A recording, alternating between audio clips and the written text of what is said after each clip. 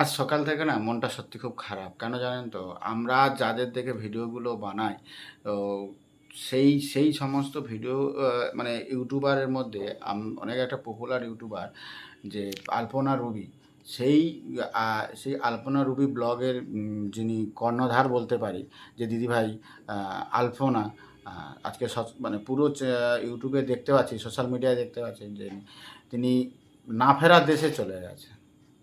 তো ওনার নাকি একটা কি কঠিন রোগ ছিল। সঠিক চিকিৎসার অভাব, যেটা শুনতে পাচ্ছি আরকি। আমরা তো যাই না। আমরা অতটা ভিতরে ঢুকিও নি। আর ওনাদের সঙ্গে অতটা যোগাযোগ নেই। তবে হ্যাঁ, একবার ফেসবুকে ওনাদের সঙ্গে যোগাযোগ করার চেষ্টা করেছিলাম। তো ওনারা তেমনভাবে আমাকে মানে সাড়া দেয়নি। হয়তো সেই সময় বা সেই মুহূর্তে খুবই ওনাদের ওই দিকটায় ব্যস্ত ছিল জন্য। আ হতে পারে। আমি কোনো রকমভাবে রাগও করছি না, কিছুই করছি না। আ এখন বুঝতে পারছি যে এনাদের একটা প্রবলেম ছিল। তো উনি না ফেরার দেশে চলে গেলে তো আর ফিরে আসা যায় না। আ তো গাফিলতি থাকুক, যাই হোক, একটা ঘটনা ঘটে গেছে। ভাই, আমরা ক্ষুদ্রতম ইউটিউবার, অনেক ছোট ইউটিউবার। তোমরা অনেক অনেকটা উঁচু লেভেলের ইউটিউবার হয়ে গিয়েছো। আ তা হলেও মানুষ আমরা। তোমাদের দেখে আমরা কনসেপ্ট বা ক্রিয়েটারগুলোকে বানাই। আজকের তোমাদের যার জোরে ভিডিওগুলো ওঠে, তিনি আজকে নেই। আ তেনার আত্মার শান্তি কামনা করি। যেখানে থাকুক, ভালো থাকুক। আর তোমাদের সঙ্গে সবসময় যেন উনি থাকে, দিদিভাই যেন থাকে, এই কামনা করছি। আর তোমরা ভেঙে পড়ো না। আর যেমন চলছে তোমাদের তেমনভাবেই চালিয়ে যাবে, এই আশা রাখবো।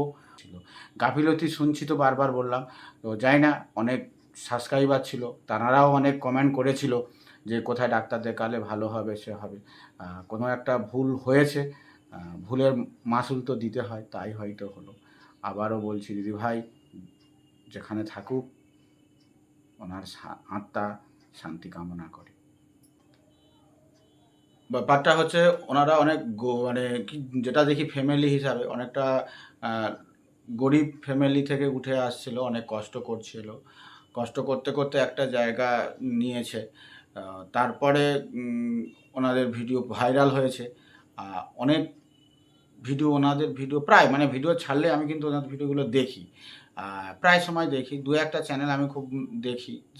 কেননা ওদের চ্যানেলগুলো দেখে আমরা ছোট, ছোট একজন ক্রিয়েটাররা ভিডিওগুলো বানাই।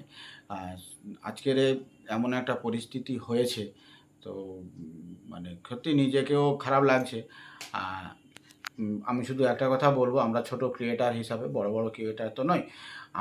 আমরা যেমনভাবে তোমাদের পাশে ছিলাম, এখনও আছি। তোমরা চালিয়ে যাবে এই আশা রাখছি। সমস্ত ব্যথা বেদনা আ ভুলবে। অনেক কষ্ট তো থাকেই অবশ্যই। যার চলে যায় সে জানে। আমাদের জীবনেও এরকম হয়েছে, আমরাও জানি। তো সেই জন্য বলছি, আ ভেঙে পড়ো না।